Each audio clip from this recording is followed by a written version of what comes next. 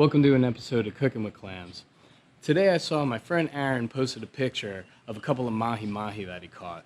Now he runs a fishing charter business down here called Dibs on Bottom Adventures, and he always posts the pictures, and when I saw the mahi-mahi, I got inspired. If you've ever caught and cleaned mahi-mahi, you'll notice the orange roe sack inside. Now that's something usually thrown away or people take it and they deep fry it, but we're going to do an Italian preparation called botarga. It is a salt and sun-cured preparation, and what it enables you to do is when the fish roe is completely dried out, you can grate it. Now traditionally in Sardinia, where the recipe originated, they grate it over pasta and you create the sauce for the pasta. We're going to do that, but we're also going to do a Caesar salad, and we're going to replace the anchovies in the Caesar salad with our grated botarga. Now I got to get down to the dock because every time I ask Aaron to save me the roe, he by accident throws it to the tarpon. So we're going to get down there this time, we're going to head him off, and we're going to get our botarga. We're down here at the beach and I got my container. I'm going to fill this about halfway with some good old seawater. And then we're going to add about a half a cup of salt, and then we're going to go get our fish roe from Aaron. We're on our way up the Keys. We're heading over to Aaron's marina to pick up the fish roe. It's very important when you're cleaning the fish not to damage the sack that the roe is in. So I'm going to make sure and stand over Aaron while he's cleaning the fish for his charter and absolutely drive him crazy. I know he'll enjoy that. Ooh, okay, so I'm going to go around the belly on these. See if they have any.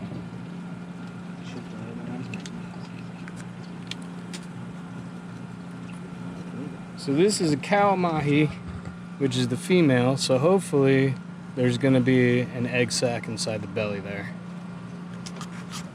So it's two.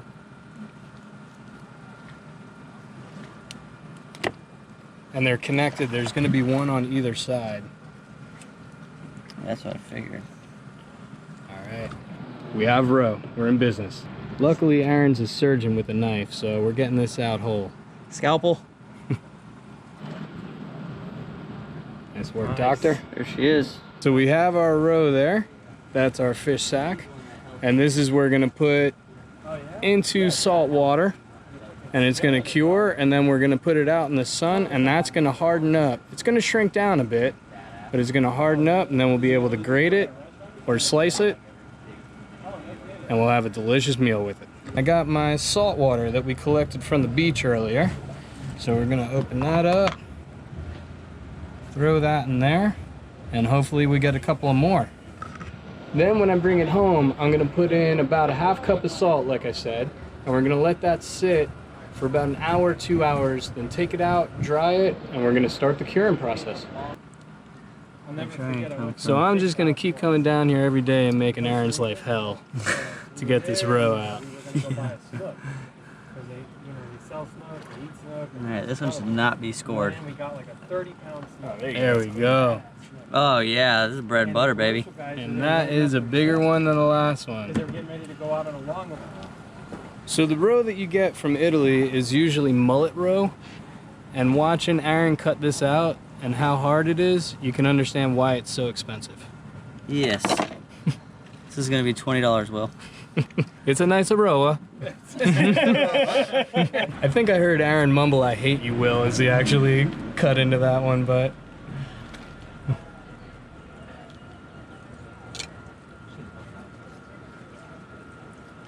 But we're gonna salvage at least half of that. Damn. Oh, we're good. Chunky monkey. A little bit of Gorilla Tape. Just super glue, maybe? It'll be good. We got this side and half of this side.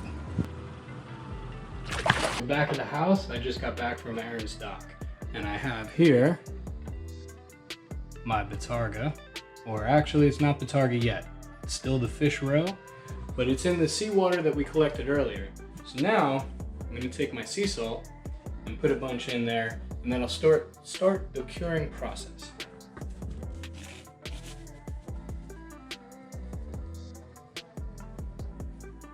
So So we're gonna let that sit about an hour, 2 hours. Once that's done, we're gonna take it out of there, and that'll start the process of air drying. And we're gonna put it out in the sun. I may have missed the sun today, so it'll have to stay overnight. So what I'm gonna do is actually lay it out on towels and keep it inside my microwave, because let me tell you, it's not gonna smell good until it's done. It's gonna smell pretty fishy.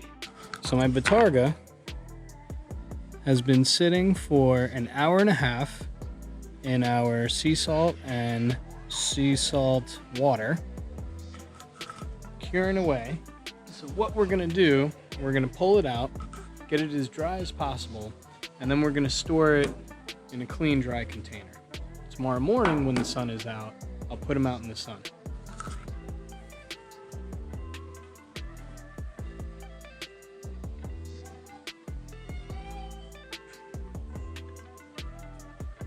So I'm gonna pat these down, make sure that they're totally dry. You don't want to rinse them off because you want all that salt there to continue curing. Had we done just salt and no water, yes, you would rinse them off.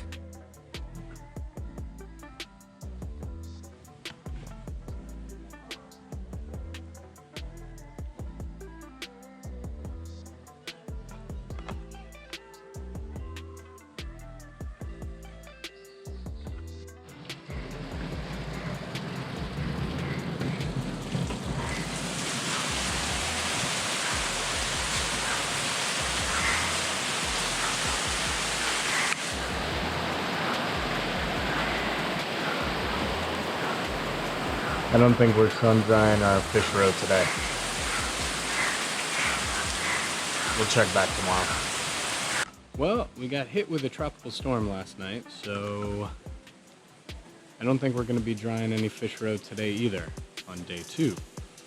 Check back day 3. So, I might actually need these because we finally have sun. Now, as you can see, I got to do a little cleaning in my backyard from the tropical storm that we had, but I'm going to get going on that, and then when I clear space, I'm going to bring the fish roe out, we're going to put it on top of a towel, and then every couple of hours, 1 or 2 hours, we're going to flip it over so that it dries evenly. This is going to take about 2 or 3 days, so I'll check back in with you. All right, we're all cleaned up from the tropical storm. Got some cushions airing out there, and our botarga is now finally drying in the sun. So we'll be back in about an hour and a half and we'll flip those over so that they dry evenly. We got a nice bright sunny day and we are on day 2 of the sun curing. I just gave them a flip, but as you can tell, they're already starting to dry out. This one's gonna take a while. It's been a couple of days and we got the botarga curing out in the back. We're probably on like day 4.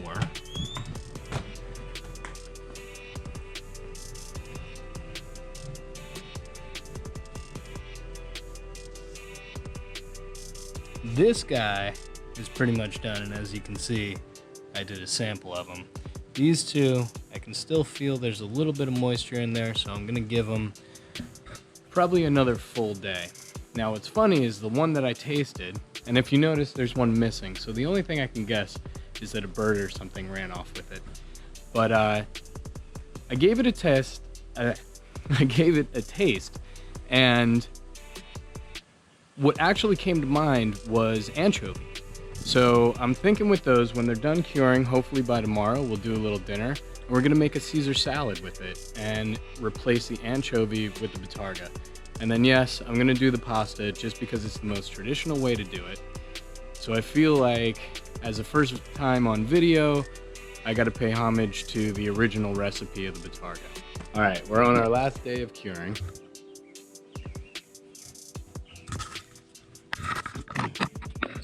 There's still a little bit of moisture there, but I just gave it a flip. This side feels good. So I think about another hour, another 2 hours in the sun here, and we're gonna be good. Now, pulled the other ones, and let me tell you, they're pretty good.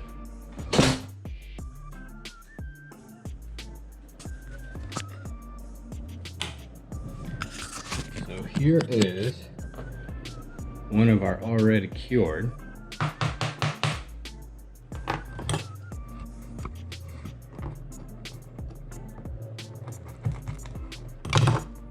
And that is dried all the way through. You can see that. Let me get out here in the sun. So that is dried all the way through.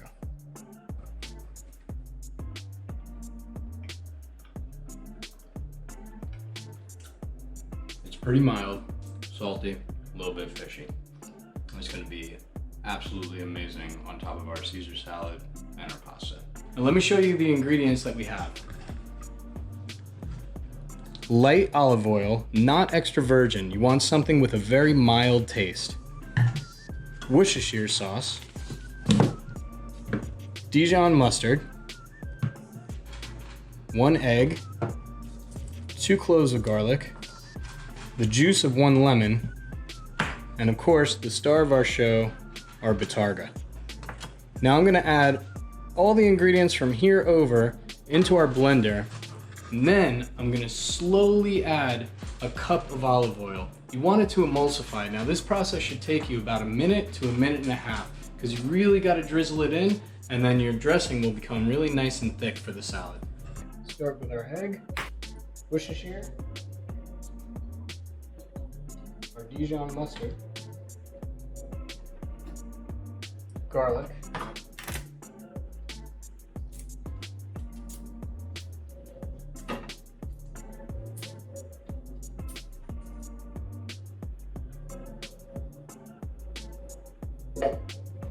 and our star, the botarga.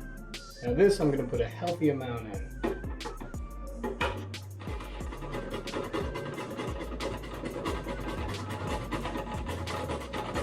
Because we're not going to add any salt, and we're actually not going to put any Parmesan cheese.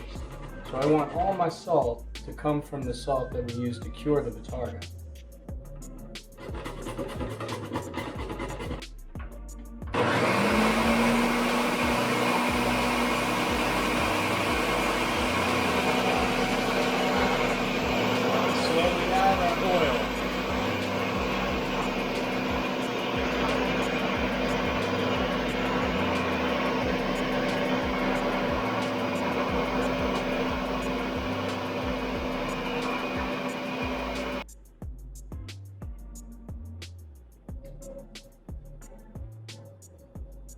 Ooh, that is delicious.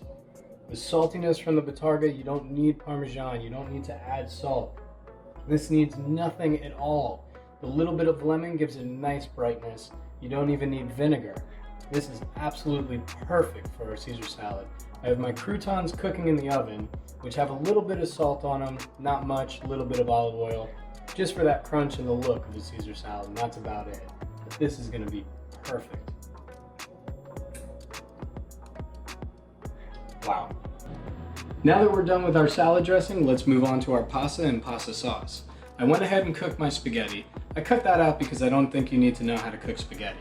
But I will tell you this, cook it to al dente and then we're gonna finish it in the pan. The reason why you wanna finish it in the pan is because it will soak up all the flavor from the sauce.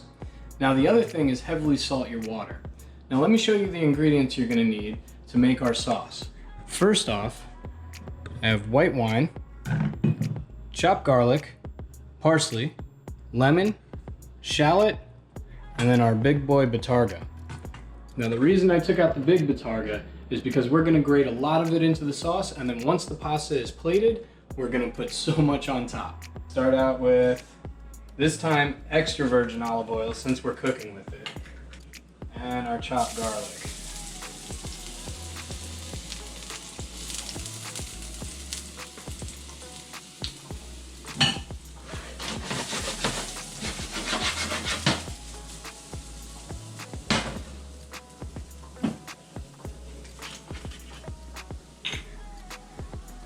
We're gonna wait for the garlic to get just a little bit brown, but not too far, because then it takes on a really bitter taste.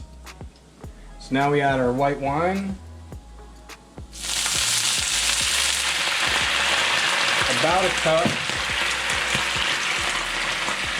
And a spoonful of butter.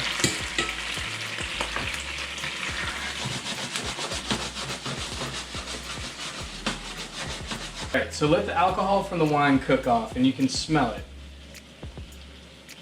It's cooked off now. If it doesn't singe your nose a little bit, everything is cooked off. Now we add our botarga.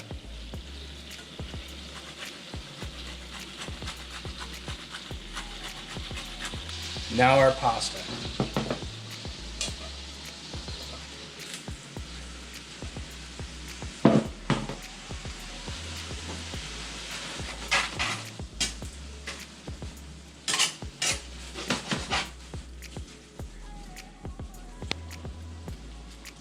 Our fresh chopped shallots.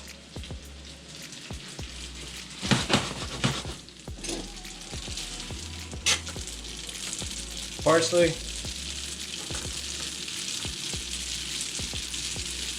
And lemon.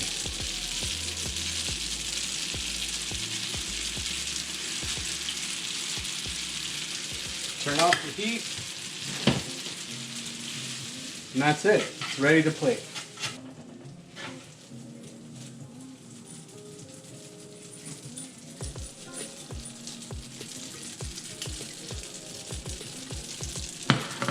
And of course, more botarga on top.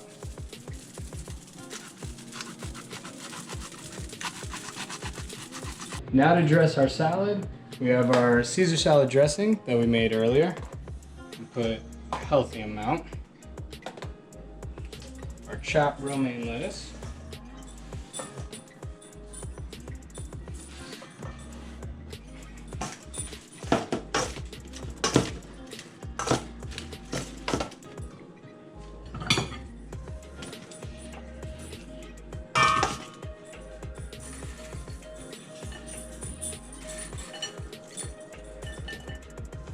Croutons, and I feel like we have to, more botarga. So if you noticed, I wasn't holding the camera.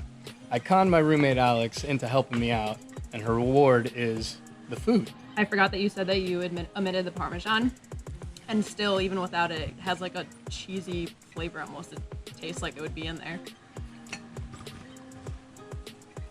Once again, we nailed it. All right, so it just shows you something that would have been discarded, thrown away, can replace other ingredients in known dishes like Caesar salad and a pasta dish. So this should open up your mind to what you can do with something that someone else considers trash. Now we're gonna sit down and eat. Now if you like these recipes and wanna see more, hit like, hit subscribe, and we'll see you next time.